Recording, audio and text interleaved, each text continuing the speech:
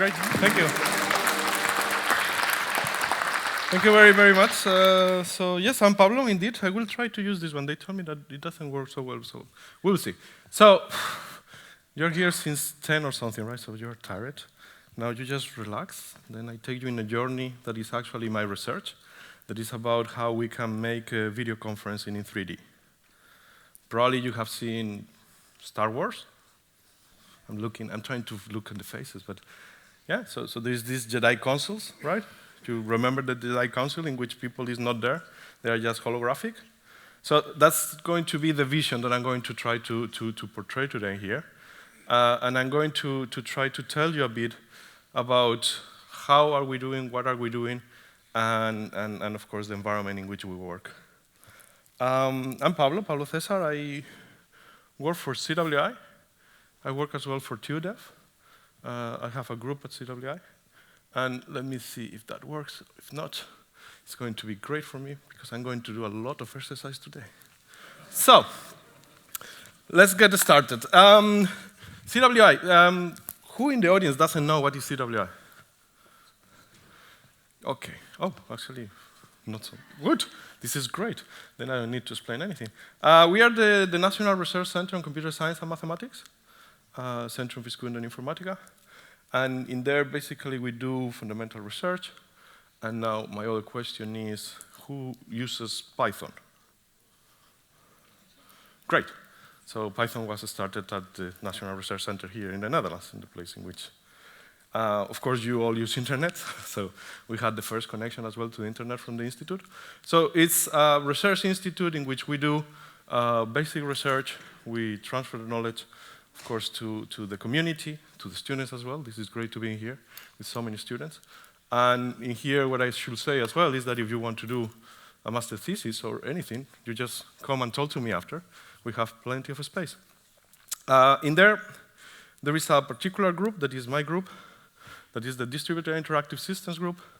And in there, what we do is research on basically human-centered multimedia. We go for dinners as well pretty often. But the idea in here is that it's a very multidisciplinary group, and this is what I'm trying to tell you during the next 40 minutes or something that I will be talking, in which we have experts on psychology, experts on industrial design, of course, computer scientists and electrical engineers, and then all together we try to create new things.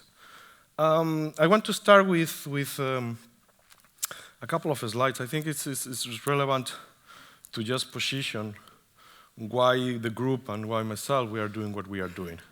So the first thing is, of course, my chair at TU Delft. That's 1 day a week. It's on human-centered multimedia systems. And yeah, how I think the future will be is that all these computing systems will be empathic, right? So by empathic, I mean that they will somehow understand you or understand what you need, and then it will react upon. So as you typically use your computer, right? When it breaks in the moment in which you need to do the assignment, that's already empathic. It's telling you, just relax. You are too tired now, right?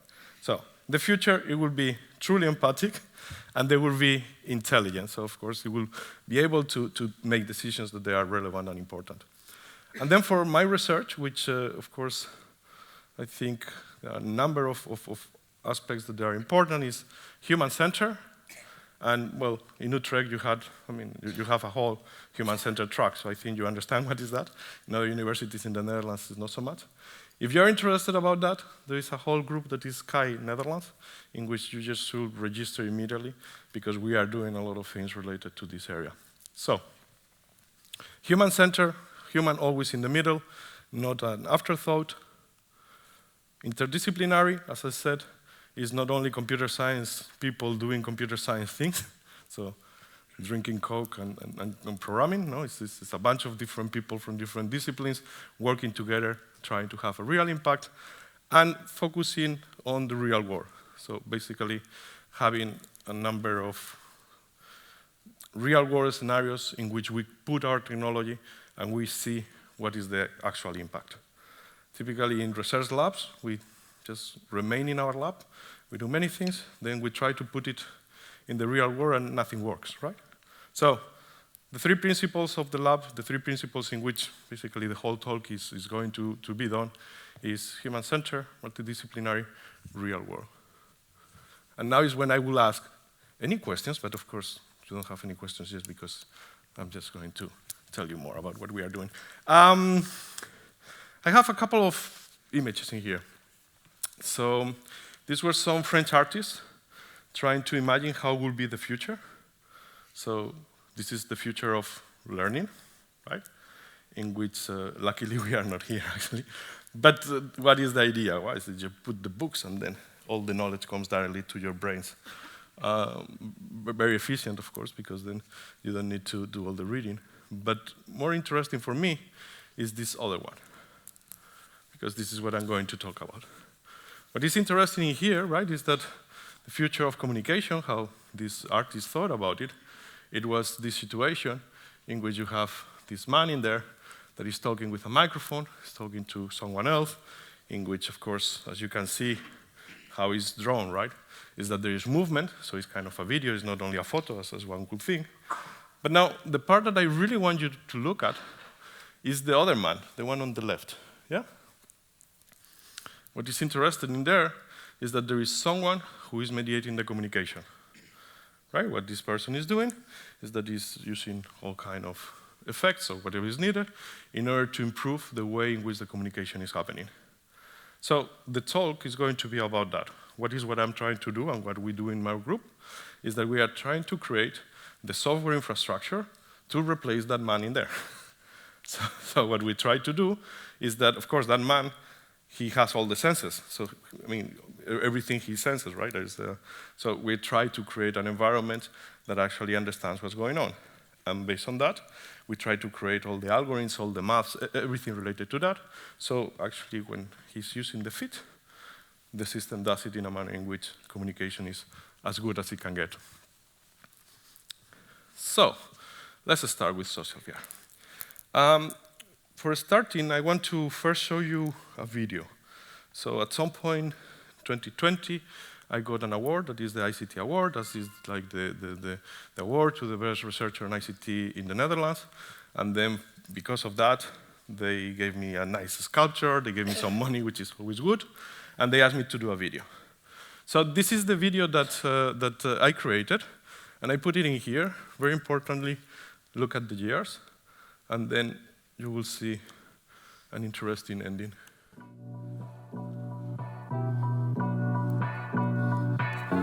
At the end of the day, now we have transportation habits. They are not sustainable. In the long term, it's impossible that we travel so much as we are doing right now. So as a society, we will need to provide rich and good mechanisms for both communicating and consuming media. We will save a lot of time, we will save some effort, and a bit of the planet.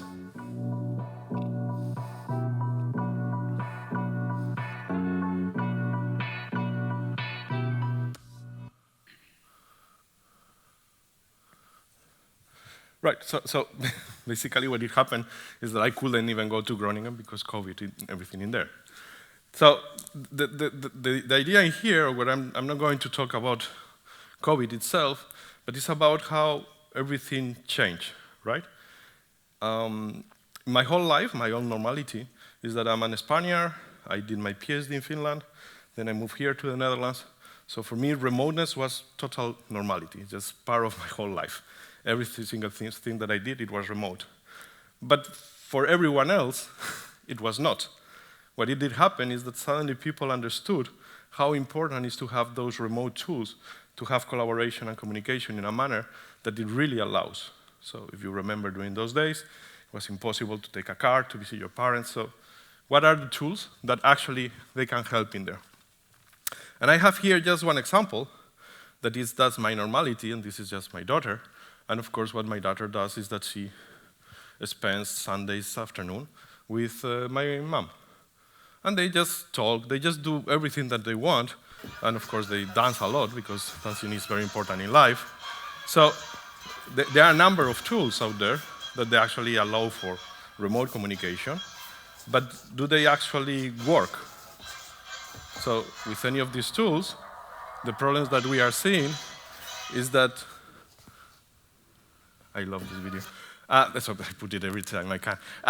So yes, of course, we see a huge adoption. Yes, everyone is using Zoom or everyone is using other tools for communicating, but they have a huge amount of problems. And if you've been in a number of meetings, you probably understand that you get such a headache after just 40 minutes or even 30 minutes. Why is that? So one of the things is that because of the part of the brain that we are using. So one of the problems is that we are using a number of things that actually is making us much more tired, much more excited. And there are studies, of course, of why that is happening. And I'm going to put in here one of them that is the Stanford one, in which it just tells a number of reasons on why is that. So what is happening in there? Basically, you don't have distance, right? Your eye is super close, and now there are new systems that are solving that part, but you don't have gaze correlation, which means that then your body and the cognitive load is huge, because suddenly, when I'm in here, I'm looking at you, I'm kind of getting a feeling of the atmosphere. When I'm in there, I don't have any of that, which means that my brain is constantly thinking, I'm talking it right, is this person listening to me? Is understanding what I mean?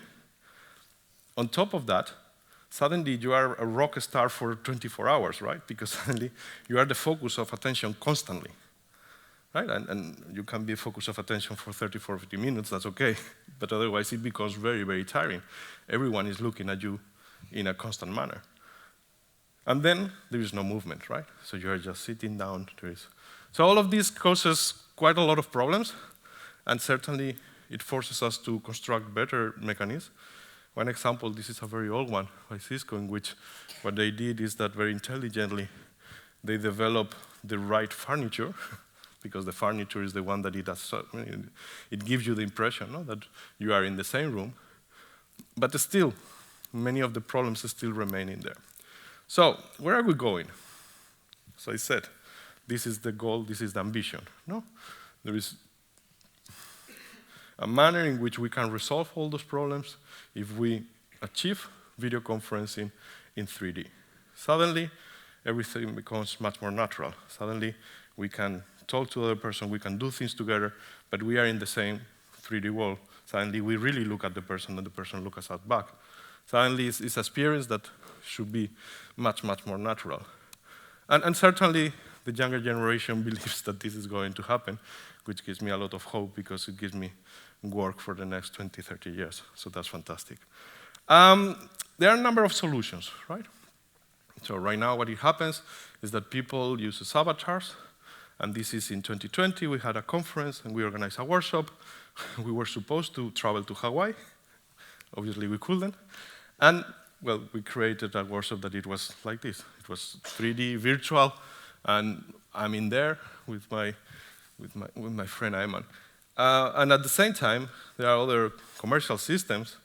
Typically, they are sports, because that's where it's all the money, of course, in which what they do is that they allow you to watch things together, always represented as avatars. But, well, is that realistic enough? So if I'm going to the museum with my father, do I want to see my father as a panda? I don't think so. I mean, what I want is to actually see the person. I want to see the subtle movements. I mean, this is no.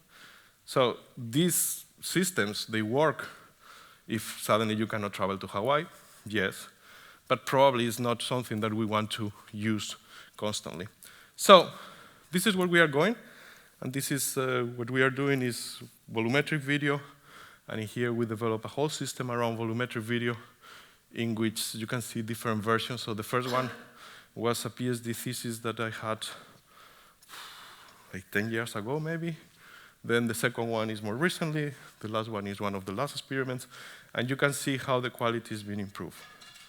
What we are doing? It's quite simple in reality. Now you have a couple of Kinect cameras. Then with the Kinect cameras, what you have is depth. Then what you are doing is that you calibrate fine. And then what you do is that you create a model, and that's the model that you transmit to the network. What is challenging is, of course, huge amounts of data, so then you need compression. That's one of the things that we have done a lot. And then, of course, you need everything related to human center in order to create the actual applications and the right set of solutions. Very good for me as well is that there is still a lot of things. So this is really starting, and not volumetric video. Volumetric video has been for a very, very long time, but real-time communication and volumetric video. And there are a million things that we still can do. So as I said before, if you're interested about these areas, just contact me. It's infinite, the number of things. Because suddenly we have this type of media, and we don't know how to evaluate the quality. So if you think of Netflix, they have a perfect systems in which they can, through certain metrics, tell the quality of a video. In here, we still don't know how to do that, because suddenly we don't have pixels. What we have is points in the space that they disappear, they don't disappear, so it's a completely different set of problems. So there's a huge amount of research that needs to go into that. We don't even know how to evaluate qualitative. We need new questionnaires. We need new ways of asking people what they are doing and how they are doing. Of course, all the applications. There is all the technology, compression. There is the removal of the head-mounted display. So there is a huge amount of things that still need to happen. And I'm going to show this one just a bit to intimidate, but it's okay. Just we have constructed a whole system. This is the only thing I want you to understand now. It's already too late for processing too much information. So we have created a whole system, and that what it gives us is the mechanism to actually do a lot of research, because suddenly we control everything. It's actually open source, which is a good thing. So if you are interested, you can talk to me, you can download it, you can play with it, and you can see what it happens. So as I said, number of RGB the cameras, then the important bit of reconstruction, because suddenly, of course, you need to do a lot of mathematics, a lot of algorithms to put everything together. There are always a lot of holes, so you could do some post-processing that we haven't started doing yet. And then the difficult bit is make it very small. You can transmit. You have other people that is using bandwidth, latency, everything that you can think about from video conferencing, but now with huge amounts of data. So I'm going to show you some examples so you can see how all these look like. Then after, I'm going to talk a bit about number of challenges as well. So the first one is, it's a bit old, but this was interesting concept in which you could become part of a movie. So there is one of these movies that you love, and then you can become the character. And the whole idea was that you become part of a movie, then yeah, you have all the 3D around you, then you have the whole movie, then you interact, and then of course your friend is the other character, or whatever people can think about. So I'm going to put the video. You're going to see both the setup that we have, so you get an idea of how it looks like, and the actual result in the virtual world. So let me see if it works. There we go.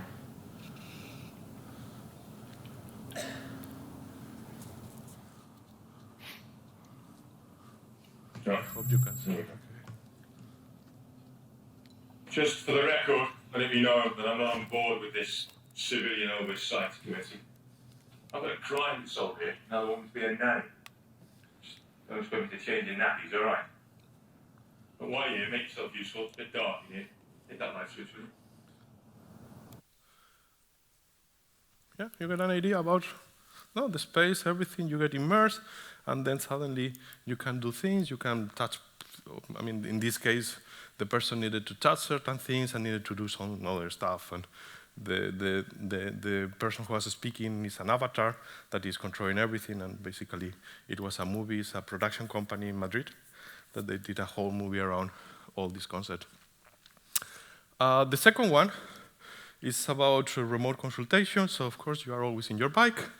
Just imagine that one day you just fall off, and then basically you want the doctor to actually take a look at your ankle because it's a bit broken, whatever is in there. So with this type of technology, you are getting the full volume. You're getting the real thing.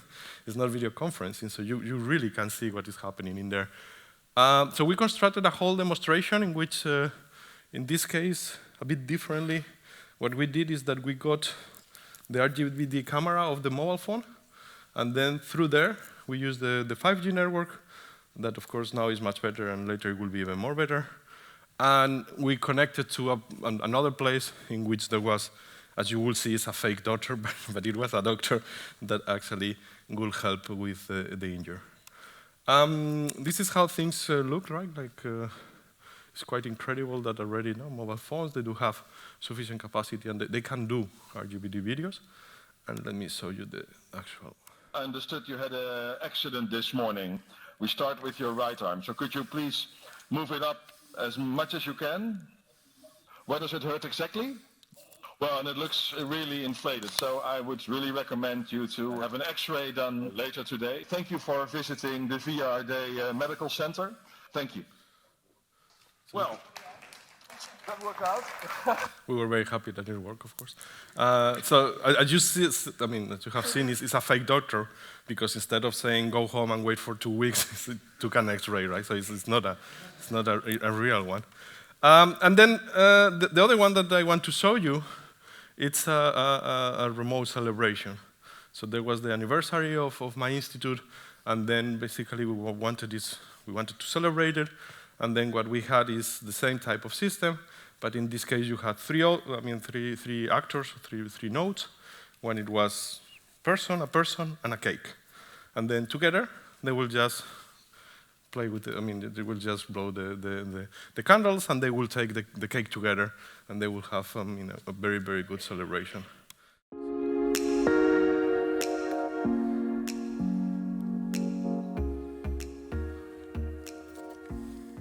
A birthday is not a birthday without a birthday cake. Of course, it's a little tricky to have a birthday cake here and to celebrate with all people, but CWI being CWI, we figured out a way.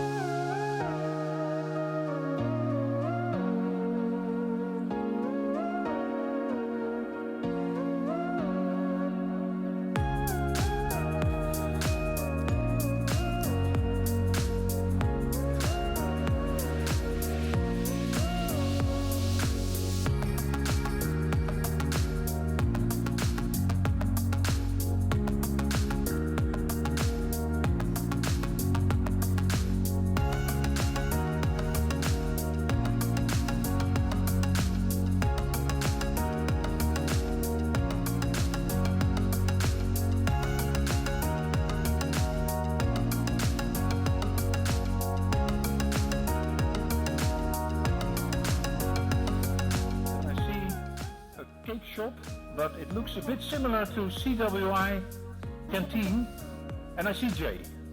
Let's give a high five. Yeah. Okay. This is a small blow for man, but a giant gust for virtual reality. Go ahead.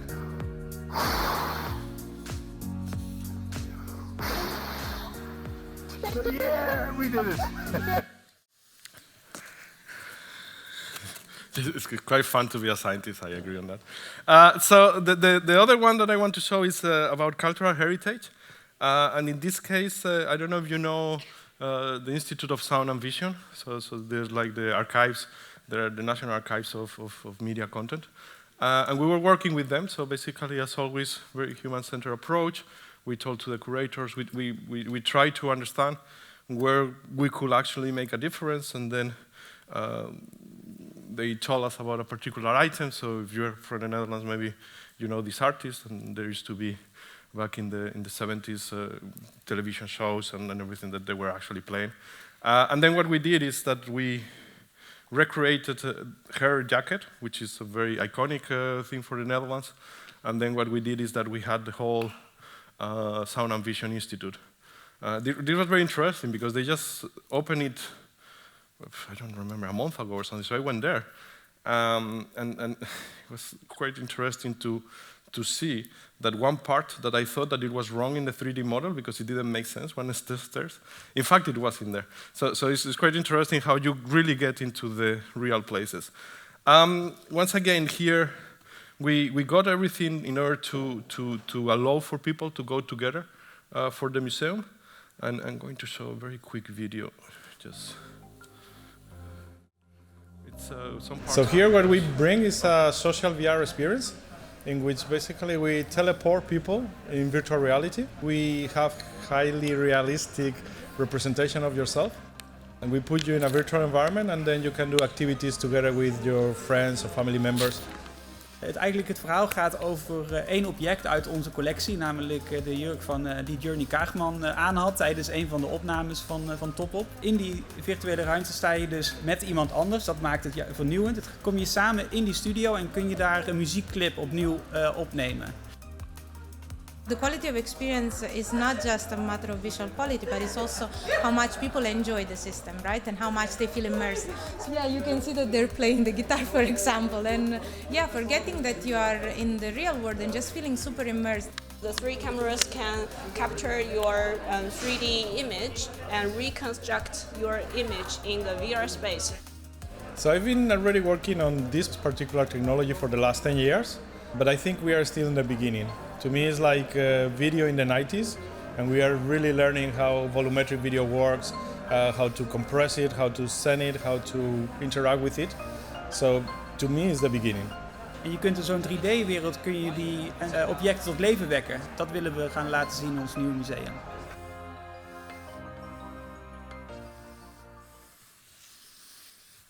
Good. Sufficiently fun. Very, very quickly, I'm going to go very quickly on this anyway, because I think that for now, what is interesting is that you get a glimpse of a number of things that if you see the quality, if you see everything, it's still not good. So that's the magic of this, is that it allows people to imagine what things you could actually do. And that's why we are building all these systems, is because, of course, what we want is people to help us understand how we can go, and where we can go. Very quickly, a couple of challenges and what is things that we are looking at. The first one is about affective computing. So, of course, one of the issues that we see all the time is that any of these systems is totally incapable of transmitting a number of cues that we normally transmit when we speak. So if we are nervous, if we are calm, if we are... So there is a lot of research, and of course a whole amount of research in the future, on how we can understand how people is actually, I'm going to say sentiments, but understanding deeper the people in the experience. And of course, how to make that available or not available to others, right? I mean, for example, if you are in the virtual world, probably you want to make sure that another person understands if you are feeling uncomfortable. And that's very, very important. So how to do all of that? That's a whole challenge in itself that we are looking in the group, a whole area of the group. A second one is more how do you do cross-modality, multisensory, right? It's not only that you have the video and the volumetric video communication, it's as well that you have all the senses. So how can you do in a manner in which this becomes natural, that you have all the haptics, that everything related to. Another one is that you've seen that any of these particular systems, the level of realism, the level is still low. So there's a lot of research to be done on processing, on trying to figure out mechanisms, artificial intelligence and everything that actually will improve the level of realism and the way in which things are transmitted. And the last two things, it's about how can we instrument environments. So that is how can we do it. So we gather all the data that we need to gather in order to make optimizations, for example. And then once we know all of that, how can we adapt? We are talking about huge volumes of data. So then what are the mechanisms, the algorithms, the mathematics behind it in order to ensure that we can actually consume the less resources that we can. I'm going to actually skip a couple of slides because I think that I don't want to take too much of your time. So I'm going to go very quickly over a couple of slides, and then I'm going to just conclude with a couple of things. So just don't worry about it.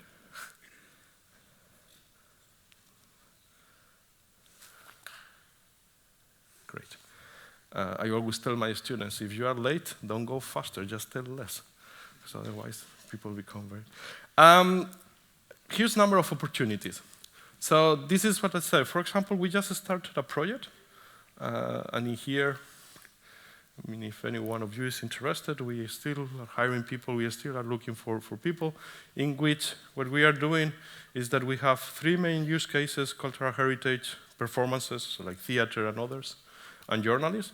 And we are looking on how all these technologies are going to change any of the sectors in manners that actually we still don't even understand. So this is a very large project. You see it's a huge amount of partners. There's a lot of technology in there, but we are responsible, of course, for all the communication and collaboration. As I said, multisensory is very, very important. So I'm not going to put this video, but just take a look at it. It's a very interesting video on how multisensory experiences can be created in an actual theater like this one, and what it means and what are the basic challenges. And as I said, we are looking for all types of opportunities, and one of the things that we've been doing is at the Netherlands level. So here in the Netherlands, we are trying to set up a whole program on immersive technology, on social XR. So we are talking to a number of partners, and you have seen already Sound and Vision. So of course, in the cultural heritage, there are many, many opportunities. But as well, we are talking to hospitals, we are talking to any of the well-being, healthcare, because there are many opportunities for this technology to go much, much farther in there. We really believe in open science. So as I said before, if you are interested in any of these topics, you can always download any of the open source that we do. So we are open sourcing our codec, that's been forever. Now we are open sourcing the whole infrastructure that we have, so then anyone can recreate any of these 3D experiences. But as well, we create datasets constantly because there are not sufficient datasets. And without those datasets, we cannot really understand and create the next generation algorithms to actually enable social XR. We do a lot of standards. This is not very much for you in particular, but there is standardization body that is called MPEG. You know MP3, right? So in there is a huge amount of work on volumetric video. And what we did is that we provided one of our compression mechanisms as one of the inputs. So that is something that we are very, very, very happy about. And yes, we have our living lab in Amsterdam. And everyone is welcome to come and see and check everything as a national center. That's part of our role, and actually that's what we want to make sure that everyone is aware of what we are doing and how we are doing it. So with this one, I'm going to stop it here. I'm going to thank you all very, very much for the attention. And obviously, if you have any questions, any comments, any suggestions, I'm going to be in here anyway until whatever time is the drinks or something, so I'm going to be around. But if you have any other burning questions, happy to hear.